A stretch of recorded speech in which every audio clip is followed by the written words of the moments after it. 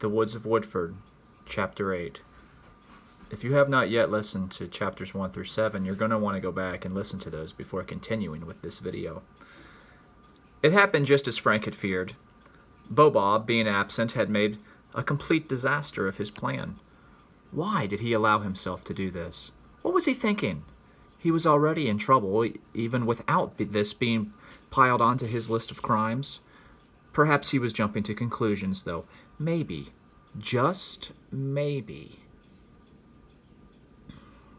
nobody would figure it out. But they probably would. The day started as it normally did, with Bible class.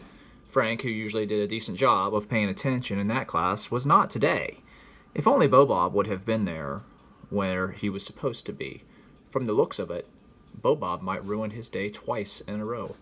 Although this time, it was not Bobob's fault. Frank had been the one to make the decision to try to take vengeance himself instead of leaving such matters to God. And Bible class was over. Arithmetic was next. This was the class he had supposed it would happen. He was not wrong. He kept looking with horror towards Gretchen, just waiting for it. He looked away for just a moment and realized that Armelda had noticed he was staring at Gretchen. She had this snotty smirk on her face that said, "Ooh, you've got a crush on Gretchen, have you?" Great.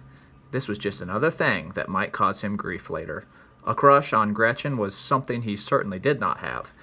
He was just hoping desperately that she would not open her pencil box. Maybe he could get to it and remove the surprise before she realized that anything had happened. Then it happened. Gretchen reached under her desk for her pencil box. Gretchen's day had gotten off to a better start than she thought that it might. All of the worry about missing her first assignment ever was laid to rest when she had a nice chat with Miss Norton that morning. The teacher assured her that she had nothing to worry about, as there was no homework the night before. All of this worry, Gretchen thought. It was all for nothing. She felt much better now. All of this worry for nothing. Bible class had been enjoyable for her. The lesson had been about David and Goliath. This had always been one of her favorites. She was glad that, as Miss Norton told the story, that she emphasized the fact that David did not have to be afraid when he faced the giant. Everyone else was terrified at the thought of fighting him, but David trusted that his God was able to help him to win the victory. Where is there room for fear when God is on your side? This, of course, was perfect for her. She had allowed the fear to enter her life again the day before, when she had been in the woods. It was scary, too. If only she knew what it was. She imagined herself by the bushes again, staring at the cabin. Everything that she saw was so vivid in her mind.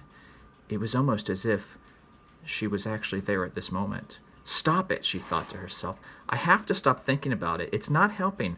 I have to forget it and just listen to the teacher.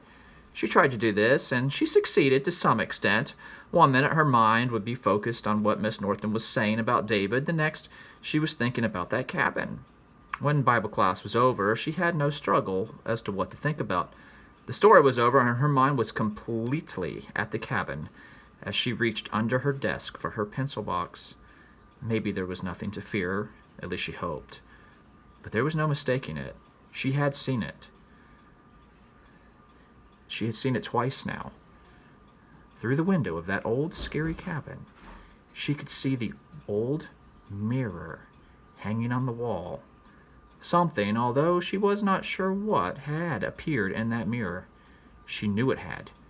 This was what was on her mind as she opened the pencil box. This, mixed with what was inside, joined together to cause her to scream the loudest scream she had ever screamed in her entire life. Bobob was alive, and so was Billy. Yes, they were just fine. Mischievous as ever, but fine. The night before, when Bobob had been about to enter the door, he had heard Billy yell just as the door slammed shut.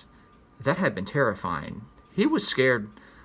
He was not scared for long, though, because it was only a matter of seconds before Billy could be heard laughing hysterically inside the cabin. He was such a prankster, and this one topped them all. Billy opened the door back up and came out. "You're right, Bobob," he said. "It is too dark to see anything in there tonight. We'll have to come back tomorrow." Okay, Bob responded in a very shaky voice. He had really hoped that Billy had not seen how scared he was. Well, tomorrow night, you mean? We could bring flashlights. I have a better idea, Billy said. How about we tell our parents that we're sick and stay home from school? We could come back for just a few minutes at some point tomorrow and have a look around in the daylight. Bob thought this over. It sounded pretty good. It would be nice to not have to go to school tomorrow. He didn't want to face all those people after what had happened earlier. Plus, a day off of school is also always good. The only problem he had is that he was terrible at faking sick. His parents would know for sure that he was lying. Billy would have no problem with this. It was easier for him to get by with things. He was a smooth liar, and his parents were not as strict as Bob's. After reminding Billy of his dilemma, Billy gave him his solution. All you have to do, he said, is get up before your parents. Get a glass of milk and mix in some soda and orange juice. Drink that down.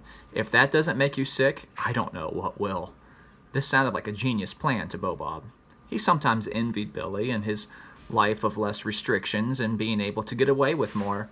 Someday he would realize that he was glad for the restrictions his parents put into his life. They were there, like a fence, to protect him.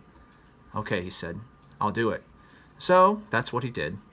The two boys sneaked back into their houses with no problems.